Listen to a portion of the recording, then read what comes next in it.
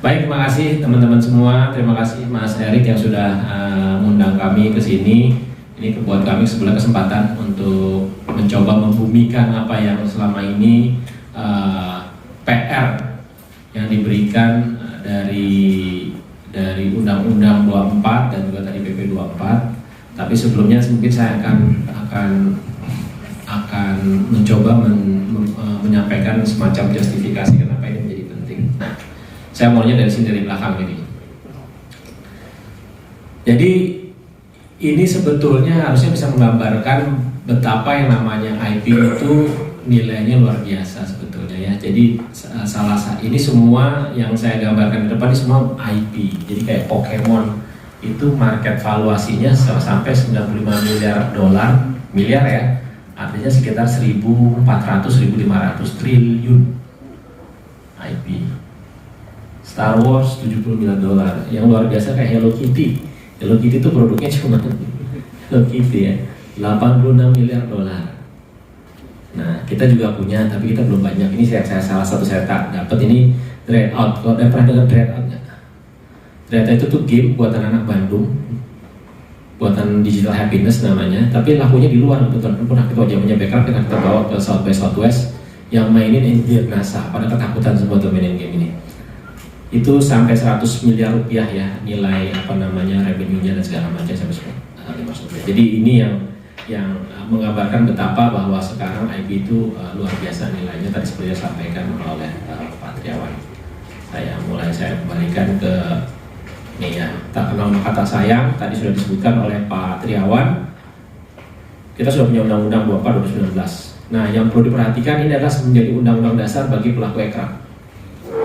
Karena di situ didefinisikan yang namanya ekonomi kreatif perwujudan nilai tambah dari kekayaan intelektual, garis bawah, yang berasal dari kreativitas manusia.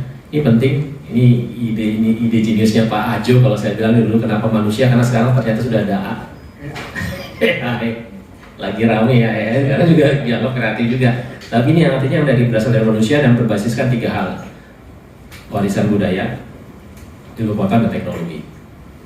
Dan kita punya 17 subsektor, nambah lagi zamannya Bekraf 16 subsektor kreatif, terus yang antara aplikasi dan game dipisah sehingga menjadi 17 subsektor. Jadi dari yang serba desain, musik, kemudian film, animasi video, kemudian aplikasi, game, fotografi, fashion, hingga kuliner, hingga konten, radio, televisi, penerbitan, itu semua merupakan subsektor ekonomi kreatif dan pastinya semua berbasis IP. Ya.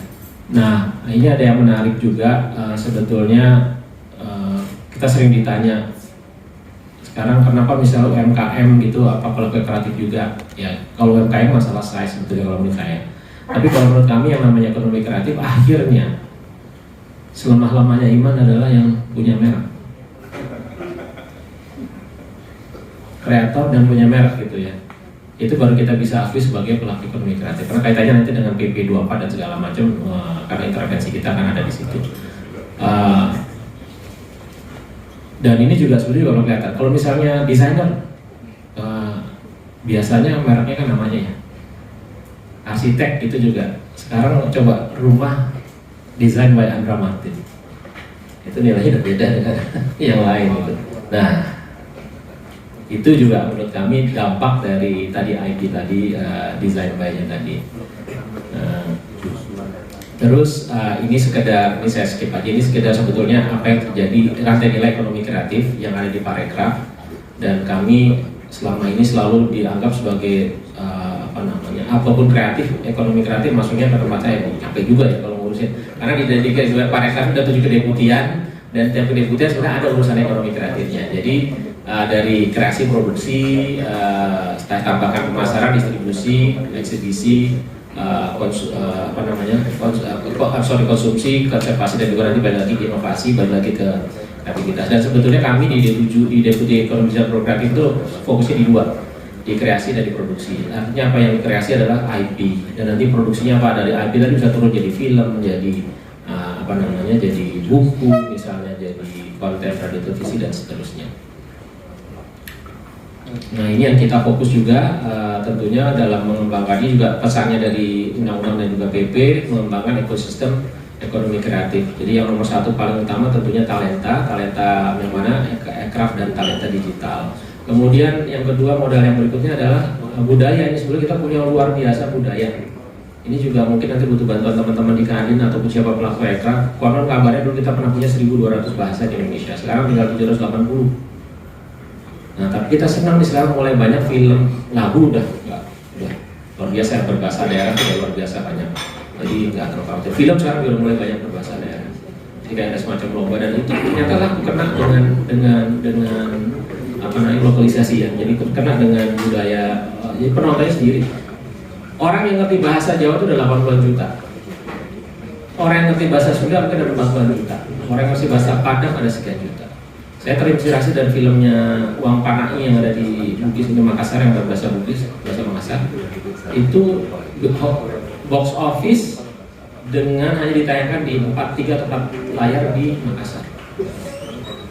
Itu yang nonton katanya ngantri kayak apa gitu ya, saking ini. Dan itu ternyata menunjukkan bahwa kita tuh kaya gitu, dan kalau mau itu dikembangkan yakin makin banyak lagi ide dan bisa dijadikan IP. Produknya sendiri sekarang tentunya sudah berbasis IP, kemudian pembiayaannya, nah ini nanti yang mungkin agak sedikit dibahas terkait dengan PP24. Pembiayaannya sekarang harus bisa dilakukan dengan pembiayaan berbasis IP. Tadi kalau dengar bank yang memang masih susah, nih kita harus akui kalau yang bank masih susah, tapi kalau non bank saya rasa udah mulai banyak.